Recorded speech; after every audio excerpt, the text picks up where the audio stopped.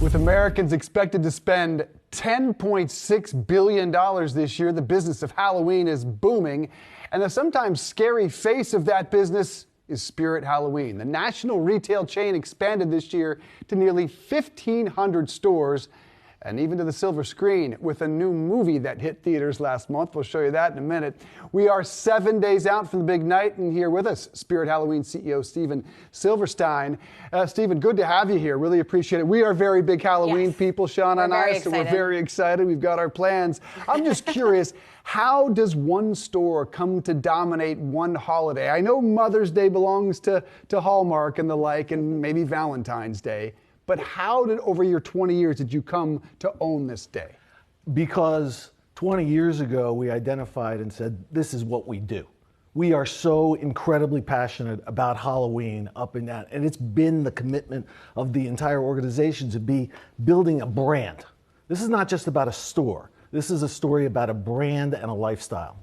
And Steven, speaking of that brand, obviously it's a very strong brand, a very recognizable brand. This year, like Dave just said, opened a record 1,450 retail locations, hiring 35,000 associates, doubling that retail presence that you've seen since 2009. Just give us your sense just on expanding in the brick and mortar space and how you're competing with some of those larger e-commerce players. Yeah, well, I like to say that you buy online, but you shop in a store.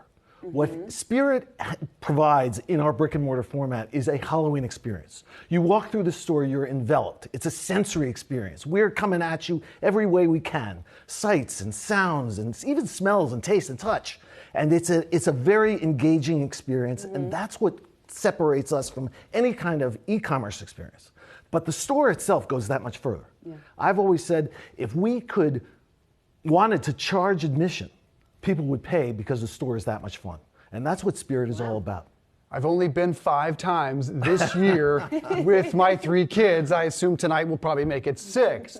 You're not just an experience, you are a real estate play with those 1,450 locations. What are you seeing in terms of vacancies, real estate prices? Are you moving away from malls and towards strip malls, or what are you seeing in the real estate trends? Well, our choice location is always out actually in strip malls. Because we come back every year, it's really the visibility of the real estate that's probably most important to us. But as the brand has evolved, people are now starting to look for Spirit, so we're getting a little more of an advantage there.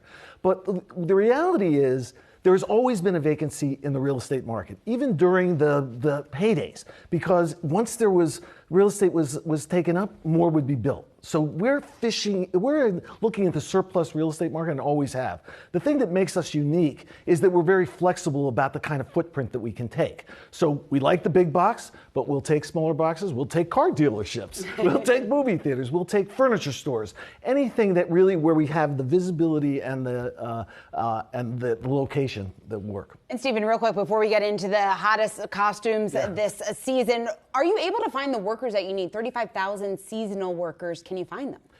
You know, one of the things we pride ourselves on is that we have a tremendous culture in our organization. People love Halloween, and there's this enthusiasm that takes place every year. And so there's an excitement about coming to work at Spirit Halloween because, quite frankly, it's fun. And the other thing that I think of the mentality, we're sort of in the gig economy. You know, we're people who are doing lots of different things, and then they come to us for a short period of time. And you would be surprised how often they come to us year after year after year.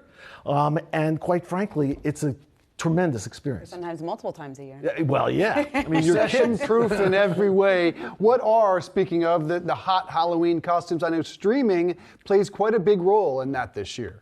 You know, everything influences Halloween costumes, right? Certainly the media, streaming, TV, movies are all part of the influences, but also things that are going on in our environment. And the way I'm looking at this year is kind of interesting, right? We're sort of in that post-COVID, we're all ready to come out for Halloween everywhere.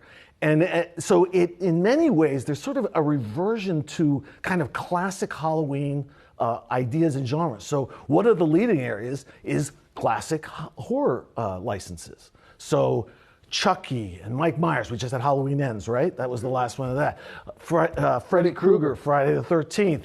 Ghostface, Scream. They just came out with Scream 7 or whatever it is. So there's a lot of that is of great influence. But then, of course, you go on beyond that and you get into what so you see on TV. You mentioned Yellowstone. Ted Lasso. Yellowstone. Top Gun is out there, and, certainly creating a charge.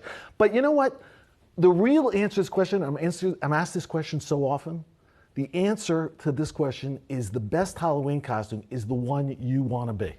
And that's the beauty of Halloween. It's so many different places, so many different interpretations. It's horror, it's humor, it's classic, it's fantasy, it's everything. Yeah, as long as you're creative, then that is a good costume. That's the only limit. Role. See, what have you seen just pricing-wise? Because we talk about so much how inflation is hitting nearly every aspect of our lives. Have you been forced to raise prices at all for the costumes this year?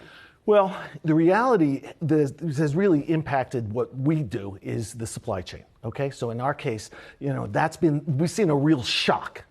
And since we are a seasonal retailer, I don't react well to shocks. We're here for the long term. So the reality is we did not take significant price changes this year because that shock is not something that's long-term in nature. And I think most of that's going to be coming back to us next year. So we've kind of held the line to the extent that we can. What do you got for me? I saw you bring presents. You got a costume for me? I have presents. I'm we're inspired, excited for this one. I'm inspired by, I know what your personal interests are, and this may be unique to you.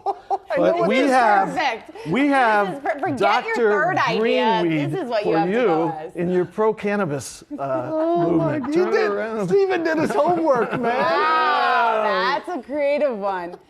You got one for for me? me? I'm nervous. See, now for you, and you're going to look lovely. You will look lovely and be the belle of the ball. Keely Jones from Ted Lasso. Okay, I actually love Ted Lasso. One of the few shows that I have watched recently. That is so beautiful. I like this one. But we don't want to leave your family out of this, and families are very important to Halloween, right? So for your kids, we have the very popular Bluey costume. Do they love Bluey? No, they do. They do love We Bluey. learned Kids are too all old. I about don't know what Bluey is. Oh, you don't? It's a No. great show. It's actually pretty entertaining for the parents, too, I have to tell you. Steven, are you going to be dressing up this year? I really should. You have man. to. All right, I will now. All right, I will you now. still have 7 days to figure out I what gotta your figure costume. out. But I will tell you, don't wait until Saturday. That's a bad idea. Yeah, I know. Everything's going to be sold out. All right, Steven Silverstein, thanks so much for hopping on with us. We Thank really you. appreciate it.